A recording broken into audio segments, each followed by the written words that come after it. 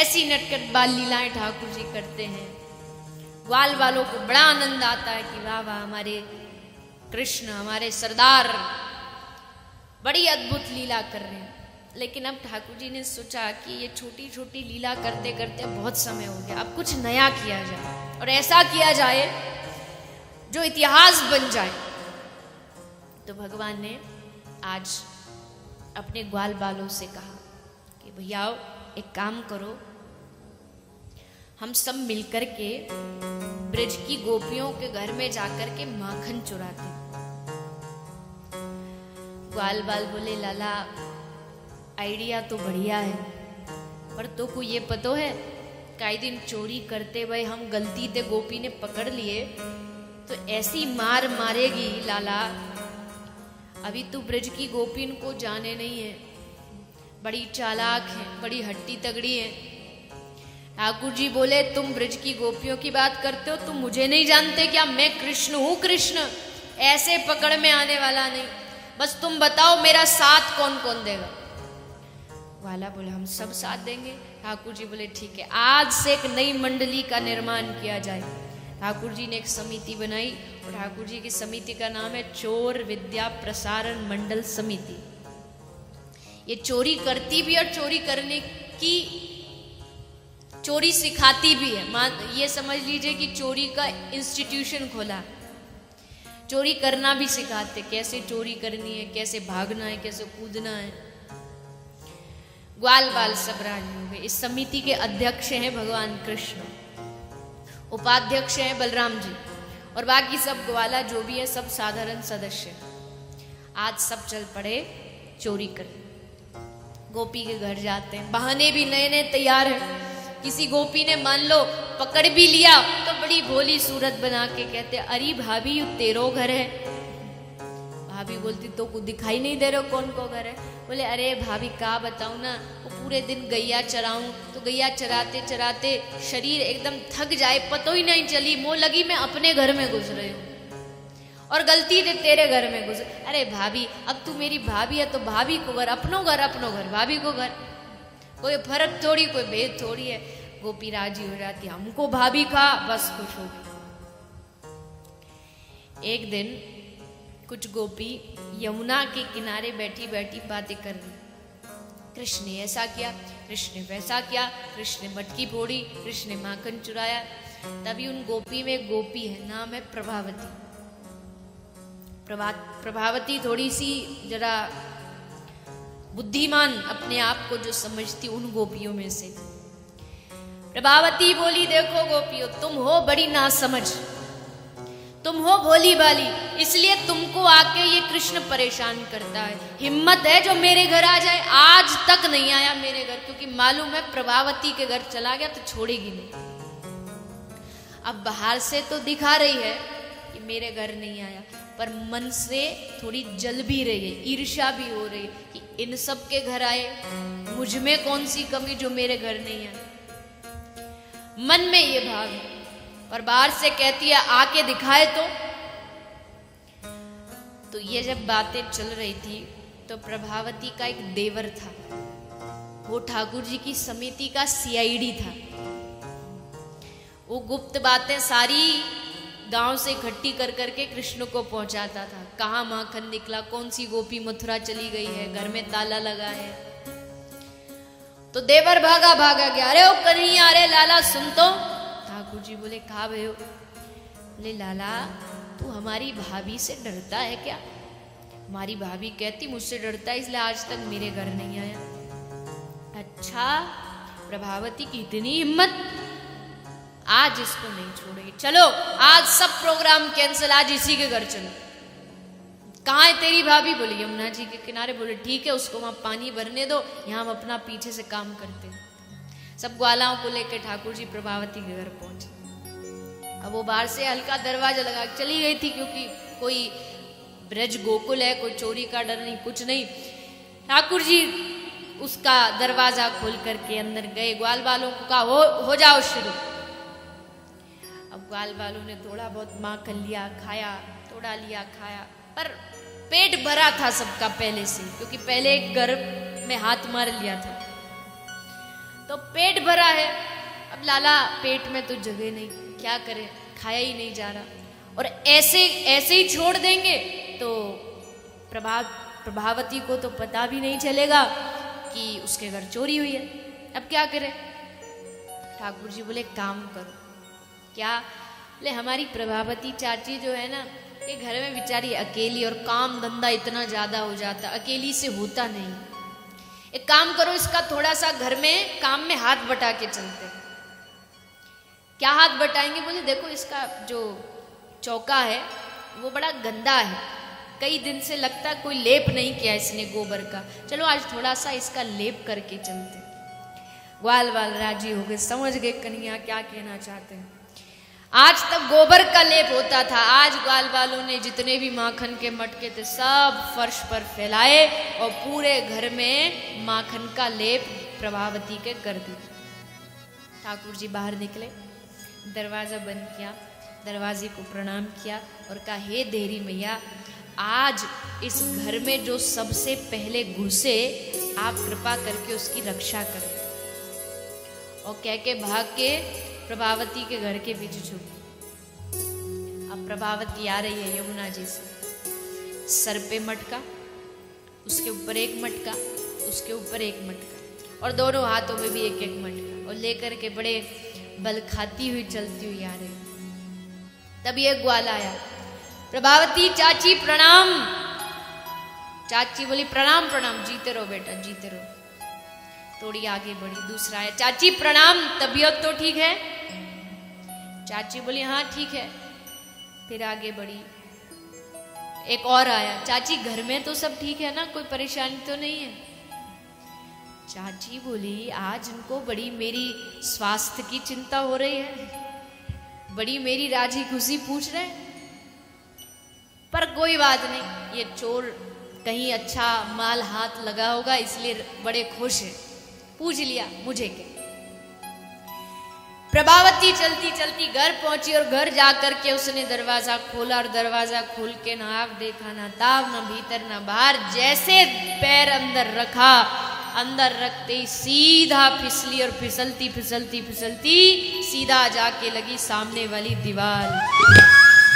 सब मटका मटकी सब फैल गए। ठाकुर जी ताली बजा के हंस रहे, प्रभावती उड़ रहे, प्रभावती उड़ रहे, और कह रहे हैं, प्रभावती इस दीवाल को धन्यवाद दे जो तू बच गई, अगर दीवाल नहीं होती तो सीधा अपने पियर पहुंच जाती, यहां से सीधा पियर पहुंचती। प्रभावती ने देखा आज इस कृष्ण को छोड़ने वाली ने, मैया को जाके ऐसी शिकायत करूंगी, ऐसा मजा चखाऊंगी। तुरंत डंडी लेकर झुकती झुकती झुकती मैया के पास पहुंची। यशोदा मैया, अरे ओ मैया देख तेरे छोरा ने का हालत बना दी मेरी, तुझे बड़ा प्यारा लगता है ये मेरा लाला ऐसा मेरा लाला वैसा, देख तेरा छोरा चोर है। यशोदा मैया बोली, प्रभावती तेरे पास कोई प्रमाण है कि ये सब कृष्ण ने किया है? कोई और भी तो कर सकता है, प्रमाण हो तो बता, सबूत चाहिए तब मानूंगी कि मेरे छोरा ने किया। प्रभावती बोली, मैया आज तो नहीं है सबूत, पर अगर सबूत के साथ तेरे छोरा को नहीं पकड़वा दिया ना तो मेरा नाम भी प्रभावती है। मैया बोली, जा जब सबूत हो तो आ जा। प्रभावती घर आई। अब प्रभावती को मालूम है कि उसका देवर इसका सीआईडी है, तो इसलिए सुबह उठी और माखन निकाल के जोर जोर से कह रही है, अरे आज तो बड़ा अच्छा माखन निकला, आज तो बड़ा स्वादिष्ट माखन निकला, मथुरा जाके बेचूंगी तो इतना पैसा मिलेगा, आज के जैसा माखन तो आज तक मेरे हाथ से नहीं निकला। अब देवर ने जैसे सुना तुरंत दौड़ा दौड़ा कन्हैया के पास गया, अरे ओ लाला, अरे कन्हैया चल देख आज हमारे घर माखन निकला, इतनी बढ़िया महक है लाला, आज तक नहीं खाया होगा ऐसा माखन। ठाकुर जी बोले, अरे नहीं नहीं लाला अभी नहीं, कल ही तो गए हैं उसके घर, अभी तक तो बेचारी ढंग से उठ भी नहीं पा रही होगी, उसके घर अब नहीं जाएंगे, ये उसकी कुछ चालाकी हो सकती है। देवर बोला, अरे कन्हैया क्यों किस बात का डरना, रे तू हमारे साथ है तो फिर डर किस बात का, चल जो होगा देखा जाएगा। ठाकुर जी बोले, अच्छा ठीक है नहीं मानते तो चलो। पूरी मंडली को लेकर ठाकुर जी प्रभावती के घर पहुंचे। पर प्रभावती चाची आज क्या करती है, बाहर से किसी से कह के दरवाजा लगवा दिया ताकि लगे कि यमुना जी पर गई, पर गई नहीं, वहीं भीतर घर में छुप गई। भीतर घर में कोठरी में छुपी है और जहां माखन की मटकी लटकी है उस मटकी पे एक छोटी सी घंटी लटकाई कि कन्हैया आएगा, मटकी को पकड़ेगा, हिलेगी डुलेगी तो घंटी बजेगी, और जैसे बजेगी तो हम समझ जाएंगे कि कन्हैया आ गया और आके पीछे से पकड़ लेंगे। ठाकुर जी मंडली के साथ आज फिर से पहुंचे प्रभावती के घर, पूरी सेना आ गई। भगवान ने देखा मटकी है, मटकी पे घंटी है। भगवान बोले वाह बड़ी चालाक है प्रभावती, घंटी लटका के तो ऐसे गई है जैसे आवाज मानो इसको यमुना जी पे सुन जाएगी। भगवान कहते हैं कोई बात नहीं, आज घंटी को थोड़ा समझा देते। भगवान ने आज यहाँ अपना ऐश्वर्य का उपयोग किया। कभी कभी ऐश्वर्य का उपयोग भी कर लेना चाहिए, इसलिए ऐश्वर्य का उपयोग करके भगवान घंटी को आदेश दे रहे हैं कि देख घंटी, तू है मेरी दासी और मैं हूं तेरा स्वामी। घंटी कहती जी प्रभु, और दासी को वही करना चाहिए जो स्वामी कहता है, इसलिए मेरा आदेश है जब मैं माखन चुराऊं तो तू बजना मत। जी प्रभु जैसी आज्ञा। ठाकुर जी ने चोरी आरंभ की। ग्वाल बाल खड़े हुए, उनके ऊपर और ग्वाला, उनके ऊपर ग्वाला और उनके ऊपर कन्हैया। कन्हैया ने मटकी में से माखन निकाला, घंटी नहीं बजी। ग्वाल बालों के मुंह में डाला, घंटी नहीं बजी। ग्वाल बालों ने घंटी पकड़ पकड़ के खूब हलाई और घंटी नहीं बजी। भगवान ने माखन निकाला, नहीं बजी। लेकिन जैसे श्री ठाकुर जी ने अपने मुख में माखन डाला, डालते ही टन टन टन टन टन घंटी बजी। और जैसे घंटी बजी चाची दौड़ के आई, पकड़ लिया पकड़ लिया पकड़ लिया।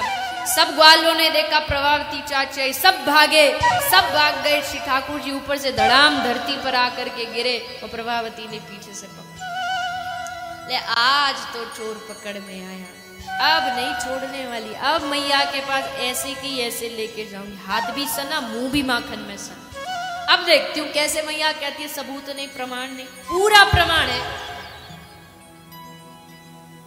कन्हैया बोले चाची मैं तो समझता था तुझ में है नहीं दिमाग, और तू तो बड़ी चालाक निकली। अच्छा मैया के पास लेके जाएगी? बोले हाँ लेके जाऊंगी। अच्छा बस 2 मिनट, 1 मिनट दे दे, बस इस घंटी से थोड़ा अपना हिसाब किताब कर लूं फिर चलूं। चाची बोली कर ले। ठाकुर जी जाके घंटी को बोलते हैं क्यों री घंटी, तुझको हम बोले थे ना कि माखन चुराए तो तू बजना मत, फिर क्यों बजी? घंटी बोली देखो प्रभु हम आपकी दासी, और दासी कभी भी बात को टालती नहीं है, हम भी आपकी बात को टाल नहीं सकते। आपने कहा माखन चुराए तो बजना मत, आपने चुराया हम नहीं बजी। आपने ग्वाल बालों को माखन खिलाया हम नहीं बजी। आपके ग्वाल बालों ने मेरी खोपड़ी पकड़ पकड़ के फोड़ डाली, मैं तब भी नहीं बजी। लेकिन प्रभु ये तो शास्त्रों का नियम है कि जब ठाकुर जी माखन खाते हैं या भोग लगाते हैं तब घंटी जरूर बजती है, इसलिए ठाकुर जी ने बजी। अब वेदों की शास्त्रों की बात को भला कैसे नकारा जा सकता है? ठाकुर जी बोले घंटी आज तो तू भी धोखा दे गई, अब मैया के सामने भंडा फूट के रहेगा, पर कोई बात नहीं, हमारा नाम भी कृष्ण है, ऐसे थोड़ी हार मान लेंगे, अभी तो पूरा रास्ता बाकी है, कुछ भी हो सकता है। प्रभावती ने पकड़ा हाथ, बोले हो गई बात है, अब चलो। हाथ पकड़ के चल रही, आगे आगे प्रभावती कृष्ण को पकड़ के चल रही, पीछे पीछे पूरे ग्वाल बालों की शोभा यात्रा भी चल रही। अब ब्रज का नियम है, उस समय नहीं आज भी नियम है, ब्रज में माता घूंघट करती है, तो प्रभावती घूंघट करके चलती जा रही थी। थोड़ी दूर रास्ता जब पार हो गया तो ठाकुर जी को एक लीला सूझी। भगवान ने कहा चाची देख इतना कस के हाथ पकड़ा है कि हमारा हाथ देख एकदम लाल हो गया, निशान बन गया हाथ में, तो मैं क्या करूं? तो बोले गोपी देख इतनी निर्दयी नहीं बनना चाहिए, छोटा सा बालक हूँ, इतनी तो कृपा कर दे, देख ये हाथ छोड़ दे, हमारा दूसरा हाथ पकड़ ले तो हमको भी थोड़ी तसल्ली हो जाएगी, हाथ में थोड़ी शांति मिल जाएगी। गोपी बोली अच्छा ठीक है, ला दूसरा हाथ छोड़ा। और जो पीछे शोभा यात्रा थी उसमें सबसे आगे इसका देवर चल रहा था। ठाकुर जी ने इशारा करके उसको बुलाए, ए छोरा इधर आ। छोरा पहुंच गया। भगवान ने उसी प्रभावती के देवर का हाथ उसको पकड़ाया और बोला चाची अब हाथ पकड़ लिया, अब चल। अब घूंघट की हुई है ना, आप देखो उसको तो बस नंद महल पहुंचना है जल्दी से जल्दी। पकड़ा हाथ और जोर जोर से चल पड़ी और चिल्लाती जा रही, आज मैंने कन्हैया को पकड़ लिया, आज मैंने कृष्ण को पकड़ लिया। सारे सारे ब्रज के लोग उसको देख देख के हंस रहे, बोले ये तो पागल हो गई। ठाकुर जी दौड़ के गए हाथ छुड़ा करके, जहां यशोदा मैया बैठी थी मैया की गोदी में जबरन जाके बैठ गए और मैया को बोलते मैया तू हमसे बहुत प्यार करती है ना।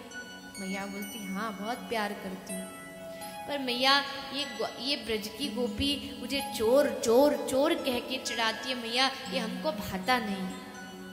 मैया बोली तो क्या हुआ, कहने दो, मुझे क्या लेना देना, मैं तो जानती हूँ मेरा छोरा कितना सीधा है। ठाकुर जी बोले हाँ मैया बस तू विश्वास रखना, तो मुझे डर नहीं। और देख आज भी मुझे पता चला कि वो अपनी वो है ना उसकी छगन की बीवी प्रभावती, वो आ रही है मेरी शिकायत लेकर के, ये कन्हैया चोर है। भैया मैंने सोचा कि मैं तेरे पास पहले से आके बैठ जाऊं तो तुझको पता लग जाए कि मैं झूठा नहीं हूं, मैं झूठ नहीं बोलता। भैया बोली अच्छा ऐसी बात, आने दे उसको। पर मैया तुझे पता है ये सब गोपी क्यों बोलती है मुझे चोर। भैया बोली क्यों बोलती है, क्योंकि ये मैया मुझसे और तुझसे चिढ़ती है, ये जलती है मुझसे और तुझसे। मैया बोली मुझसे क्यों जलेंगी, बोले इसलिए जलती है मैया क्योंकि इतना सुंदर, इतना सुशील, इतना आज्ञाकारी बेटा इनके पास नहीं है ना, इसलिए जलती है, इसलिए जलती है। भैया बड़ी जोर से हंसी, बोले हाँ तू बड़ा आज्ञाकारी बेटा है। इतने में आवाज आई, अरे यशोदा मैया बाहर आ, देख तेरे छोरा को प्रमाण के साथ सबूत के साथ पकड़ के लाई।